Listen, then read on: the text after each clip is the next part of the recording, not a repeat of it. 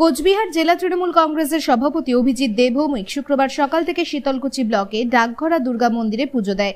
সেখান থেকে বেরিয়ে গোসাইরহাট কালী মন্দিরে পুজো দেন। তারপর সেখান থেকে বেরিয়ে আকড়াহাট, ভাওই থানা, শীতলকুচি সহ 10টি মন্দিরে পুজো দেন অভিজিৎ দেবভৌমিক। তিনি জানান, আজ শীতলকুচি ব্লকে 10টি মন্দিরে পুজো দেন। প্রসঙ্গত, কয়েকদিন আগে কোচবিহারে কুলদেবতা মদন মোহন মন্দিরে পুজো দিয়ে আসন্ন লোকসভা নির্বাচনে প্রচার যাত্রা শুরু করেন। তিনি কোচবিহার জেলায় 101টি মন্দিরে পুজো দেবেন। তিনি আজকের পুজোর সময় জানান, 5 দিনের মাথায় 59টি মন্দিরে পুজো হবে তার। তিনি বলেন, সর্বপ্রথম কোচবিহারে প্রাণের ঠাকুর মদন মোহন পুজো দিয়ে যাত্রা শুরু করেন। তিনি বলেন, সম্পূর্ণ লোকসভা এলাকার 101টি মন্দিরে আলাদা আলাদাভাবে পুজো দিয়ে তিনি সর্বশেষ মহামৃত্যুঞ্জয় যজ্ঞ করবেন। এদিন তার নিজের বক্তব্য তিনি পরিষ্কারভাবে জানান, সত্যের জয় এবং মৃত্যুর হার। এই তথ্যকে সামনে রেখেই আগামী দিনে লোকসভা নির্বাচনে মানুষের পাশে আছেন। Bureau report, SLK news. সেই কষ্টটাও আমরা শারীরিকভাবে অনুভব করতে পারবো না। ঈশ্বরের কাছে প্রার্থনা করছি, তিনি দ্রুত সুস্থ হয়ে উঠুন। তিনি আমাদের বাংলার মুখ, আমাদের দেশের মুখ, দেশের সংবিধানের বর্তমানে রক্ষাকর্তা হিসেবে তিনি একমাত্র লড়াইয়ের ময়দানে আছেন।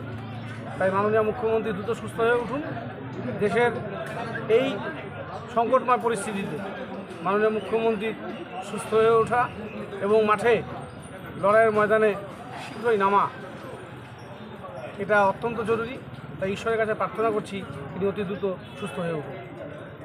আপনি কি সেই উদ্দেশ্যে আজকে পুজো দিলেন?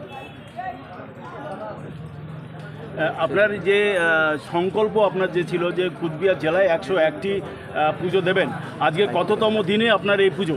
এখানে শীতলকুচি ছাড়া পর্যন্ত এখানে 58তম পুজো হয়ে কমপ্লিট হবে। এখানে 56 হলো। কবের মধ্যে আপনার আছে নাকি? 3 আছে, তাহলে 59 হয়ে যাবে শীতলকুচি। কবের মধ্যে সম্পন্ন হবে আপনার সংকল্প? আর 3 দিন লাগবে ম্যাক্সিমাম।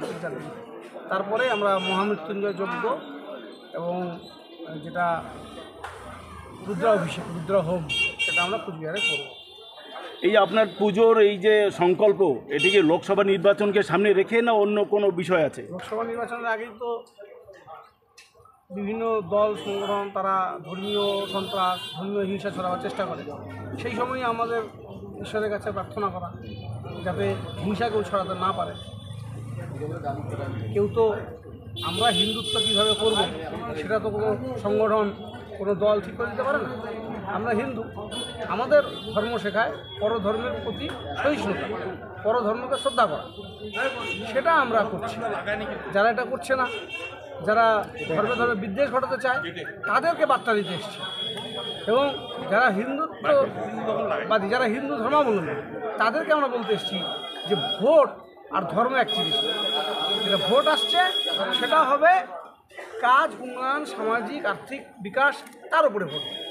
ধর্মের জায়গাটা আলাদা। এই মুহূর্তে সিএ লাগু হয়েছে, আপনার এই পুজো সংকল্প শেষ করার পরে সিএর বিরুদ্ধে বা সিএকে নিয়ে কিছু ভাববেন বা কোনো কর্মসূচি নিচ্ছেন? এটা ভোগাস, রাজনৈতিক উদ্দেশ্য প্রণোদিতভাবে ভোট পাবার, হিন্দুত্ব ভোটকে ক্যাশ করবার একটা বাহানা, এবং যারা সংখ্যালঘু ভোটার তাদেরকে একটা থ্রেট করে। এই থ্রেটে কোনো কাজ হবে না।